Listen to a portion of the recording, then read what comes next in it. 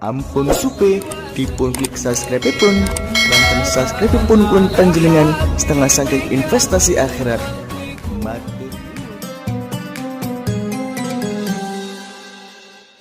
Assalamualaikum warahmatullahi wabarakatuh. Bismillahirrahmanirrahim. Alhamdulillahi rabbil alamin. Wabihi nasta'inu ala umurid dunya waddin.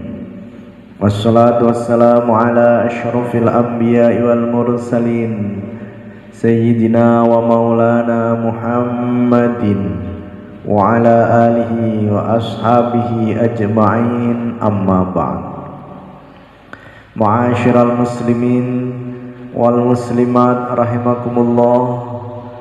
Pembahasan kita saat ini adalah terapi sholat tahajud. Sebagaimana Allah berfirman di dalam Al-Quran, Bismillahirrahmanirrahim. Wa minal laili fatahajjad bihi nafilatan lak asa an yab'athaka rabbuka maqaman mahmuda.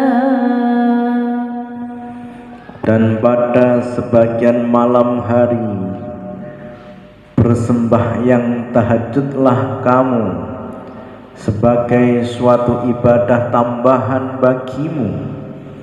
Mudah-mudahan Tuhanmu mengangkat kamu ke tempat yang terpuji. Nabi Muhammad sallallahu alaihi wasallam bersabda, utama-utamanya sholat setelah sholat fardu adalah sholat sunnah yang dilaksanakan di waktu malam. Sholat tahajud adalah sholat yang diwajibkan kepada Nabi Muhammad sallallahu alaihi wasallam sebelum turun perintah sholat wajib 5 waktu. Sekarang sholat tahajud merupakan sholat yang sangat dianjurkan untuk dilaksanakan.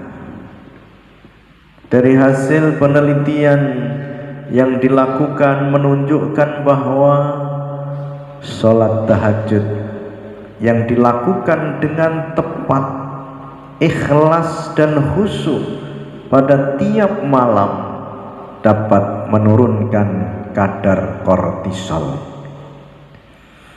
Hormon ini berkaitan dengan kondisi yang mencekam dan stres.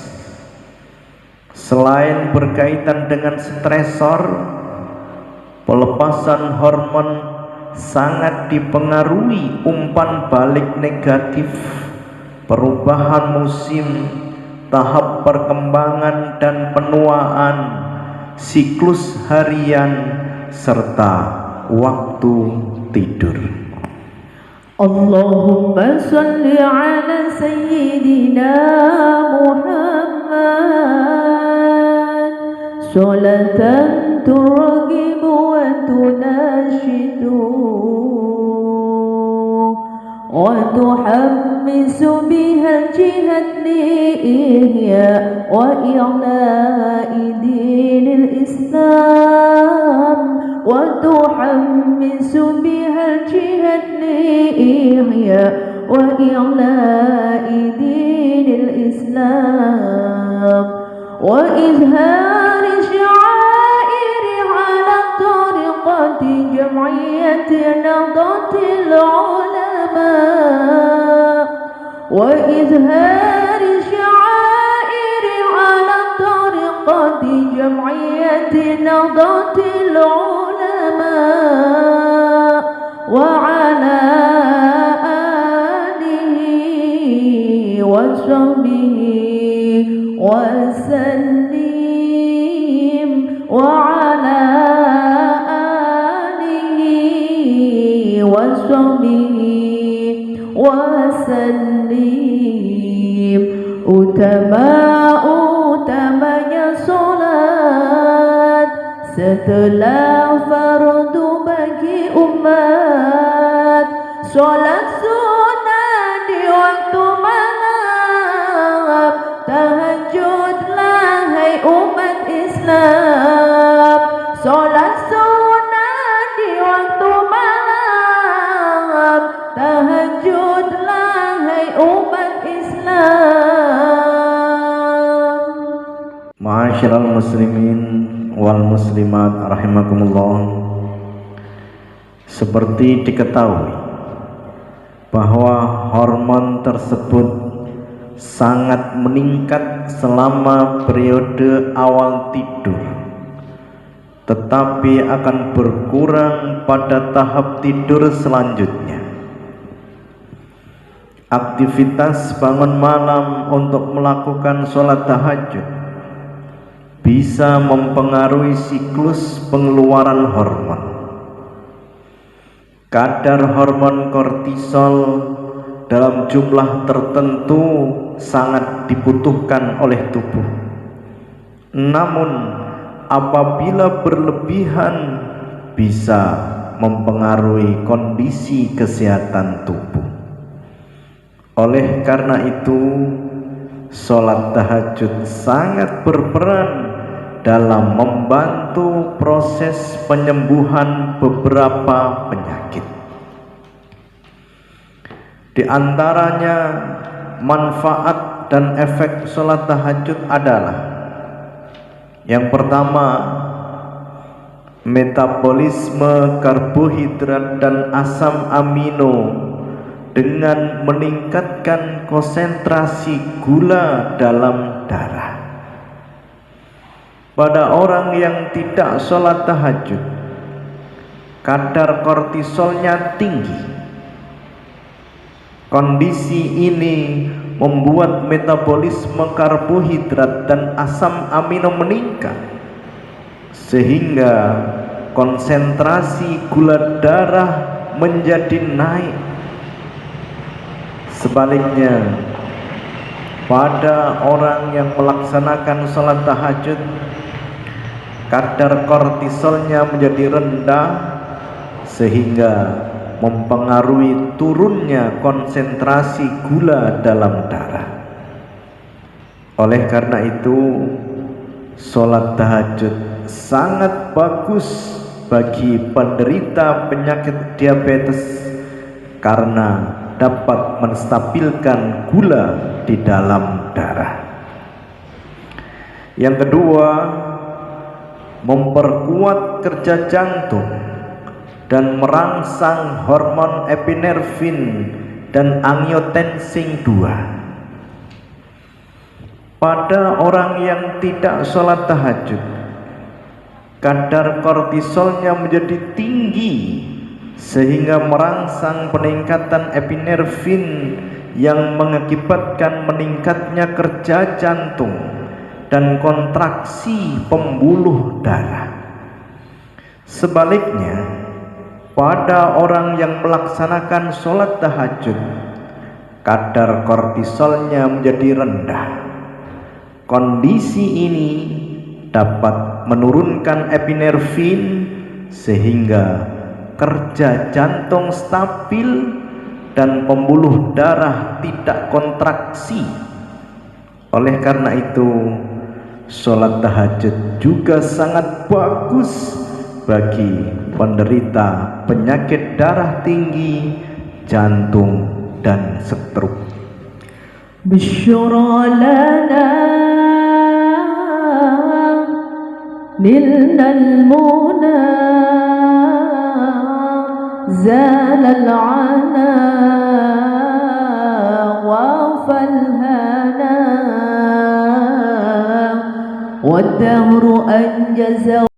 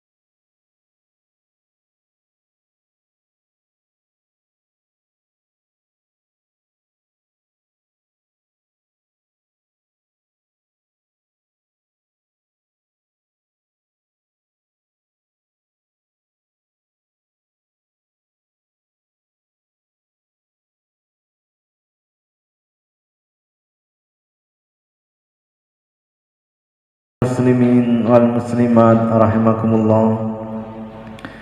Manfaat yang nomor 3, menghambat sekresi urin. Pada orang yang tidak sholat tahajud, kadar kortisolnya menjadi tinggi. Kondisi ini dapat menghambat sekresi urin sehingga dapat menimbulkan beban ginjal yang berlebihan. Sebaliknya, pada orang yang melaksanakan sholat tahajud, kadar kortisolnya menjadi rendah sehingga tidak menghambat sekresi urin. Kondisi ini menyebabkan beban ginjal tidak berlebihan. Oleh karena itu, sholat tahajud juga sangat bagus bagi penderita penyakit gagal ginjal. Yang nomor 4, menyebabkan perubahan EEG pada otak dan jiwa, yaitu euforia, depresi, mudah tersinggung, dan emosi yang labil. Pada saat kadar kortisol seseorang tinggi, maka dapat menyebabkan perubahan EEG pada otak dan jiwa. Kondisi ini berdampak pada timbulnya depresi, mudah tersinggung, emosi yang labil, dan euforia. Pada saat seseorang melaksanakan sholat tahajud, kadar kortisolnya menjadi rendah sehingga EEG stabil dan normal. Oleh karena itu, sholat tahajud ini juga sangat bagus bagi penderita penyakit gangguan jiwa, depresi, dan dapat membuat emosi menjadi stabil. Yang nomor 5, menghambat pembentukan limfosit.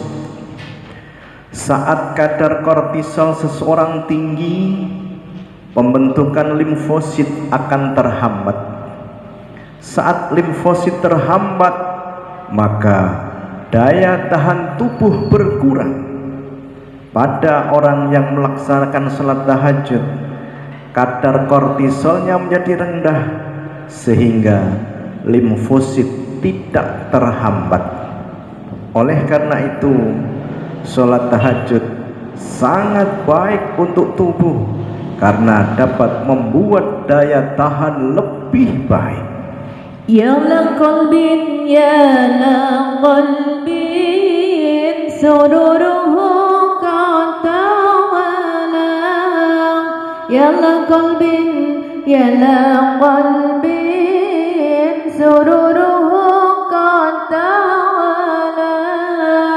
Bihabibin amal anama, bihabibin amal anama wala. Tahajud bagus sekali bagi gagal ginjal ini. Tahajud bagus sekali bagi gagal ginjal ini. Bagus bagi penderita penyakit gangguan jiwa. Bagus bagi penderita penyakit gangguan jiwa. Ma'asyiral muslimin wal muslimat rahimakumullah. Di atas jalur agama kau akan selamat. Bila gerak manusia dalam jalur agama, maka mereka akan selamat. Tapi bila gerak manusia di luar jalur agama, mereka akan celaka. Kehidupan ini dinamis, kehidupan ini gerak. Allah turunkan agama sebagai jalur gerak manusia agar selamat dan bahagia. Allah gerakkan matahari, bumi, bulan, dan bintang berada pada jalur edarnya masing-masing. Kalau salah edar akan terjadi benturan, maka hancurlah alam ini. Kereta bergerak melaju di atas rel. Kalau salah jalur, pasti akan ada kecelakaan. Motor dan mobil bergerak melaju di jalur kiri. Kalau salah jalur, pasti ada kecelakaan. Pesawat terbang lewat jalur penerbangan. Kalau salah jalur, meski langit luas, pasti ada kecelakaan. Perahu berlayar lewat jalur pelayaran. Kalau salah jalur, meski laut luas, pasti ada kecelakaan. Manusia menjalani hidup mesti mematuhi rambu-rambu agama. Kalau meninggalkan rambu agama, pasti akan celaka.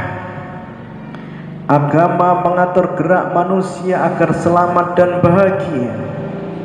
Agama melarang manusia saling membenci dan bermusuhan. Agama menganjurkan manusia saling mengasihi dan menyayangi.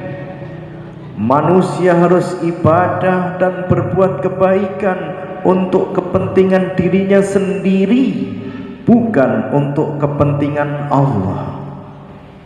Manusia dilarang berbuat jahat, maksiat, dan dosa. Hal ini untuk kebahagiaan manusia itu sendiri, bukan untuk kepentingan Allah. Allah tidak untung bila manusia beribadah, dan Allah tidak rugi bila semua manusia bermaksiat. Syahrul Rabi'i wafana aqbal alaina hannana. Syahrul Rabi'i wafana aqbal alaina hannana. Fihi atana Rasulullah, fihi atana Habibullah, bidini haqqan atana, bidini haqqan atana. Bila gerak manusia di dalam jalur agama, bila gerak manusia di dalam jalur agama, maka selamat mereka dan tidak akan celaka. Maka selamat mereka dan tidak akan celaka. Maka selamat mereka dan tidak akan celaka. Ma'asyiral muslimin wal muslimat rahimakumullah. Bila kau salah jalur, maka cepatlah kembali ke jalur. Bila kita berbuat salah, berbuat khilaf atau salah jalur, maka harus cepat kembali pada jalur agama. Tidak ada kata terlambat untuk kembali ke jalur agama. Makin cepat, makin baik. Tidak ada kata terlambat dalam kembali ke jalur agama.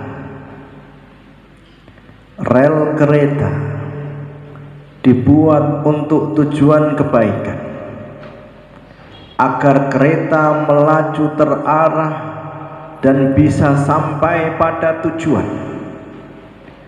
Rel kereta dibuat untuk membatasi gerak agar tidak semau gue, agar kereta melaju terarah dan bisa sampai pada tujuan.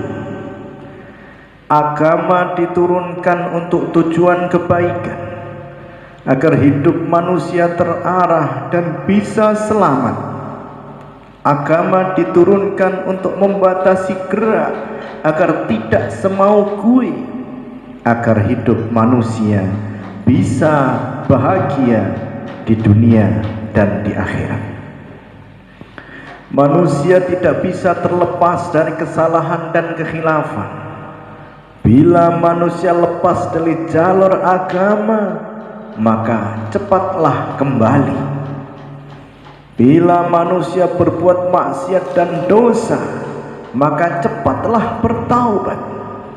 Tidak ada kata terlambat dalam bertaubat. Pintu taubat Allah terbuka non-stop 24 jam. Tidak ada dosa besar bila kita lihat kasih sayang Allah. Dosa terbesar justru adalah bila berprasangka buruk kepada Allah, berprasangka bahwa Allah tidak mengampuni dosa kita. Di zaman Bani Israel ada preman yang sudah membunuh 100 orang. Dia telah membunuh 99 orang dan seorang rahib. Dia membunuh rahib karena rahib mengatakan tidak ada pintu taubat baginya.